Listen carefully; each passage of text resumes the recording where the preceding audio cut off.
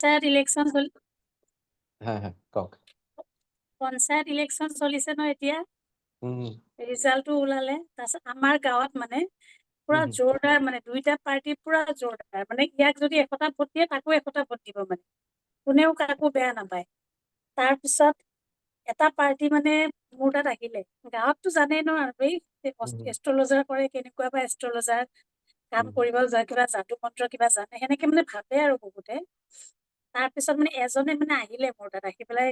মানে মোক ক'লে যে এনেকুৱা কিবা আছে নেকি মই ক'লো দুইজনক যেতিয়া গাঁওখনে চবেই ভাল পায় দুইজনে তাৰপিছত মই তাক মানে এটা ৰেমেডি দিলো আপোনাৰ যে সেই 30 days 90 ৰেমেডিত আছিলে ছাকচেছৰ সেয়া ৰেমেডি দিলো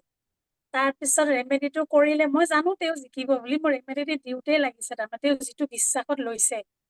তাৰপিছত পুৰা জোৰদাৰ আৰু চবে মানে ভাবি আছে কিন্তু সেইটো পাৰ্টি জিকিব বুলি 56টা ভোটত মানে মই যাক ৰেমেডি দিছো তেওঁ জিকিছে একদম বিৰাট ভাল লাগিছে মন এতিয়া মানে বিশ্বাস কৰিছে আৰু আগতে মানে আমাৰ গাঁওখনৰ মানুহখিনি ইমান বিশ্বাস কৰা নাছিল এতিয়া মানে আৰু গোটেই গাঁৱৰ মানুহে মানে পুৰা আহিছে আজি ৰাতিপুৱা আহিছে আৰু এজনে মানে খুব ড্ৰিংকছ কৰিছিলে কৰি পেলাই মানে ৰাস্তাই ঘাটে পৰি থাকে তাৰপিছত তেওঁক সেই ড্ৰিংকছ এৰোৱা হেৰিটো দিলো তেওঁ মানে এনেকুৱাকে ড্ৰিংকছ এৰিছে এতিয়া মানে মাছ মাংসও নাখায় মানে ছাৰ মাছ মাংসও বাদ দি দিলে থেংক ইউ ছাৰ মোক ইমান ধুনীয়া ধুনীয়া ৰেমেডিবোৰ দিয়াৰ কাৰণে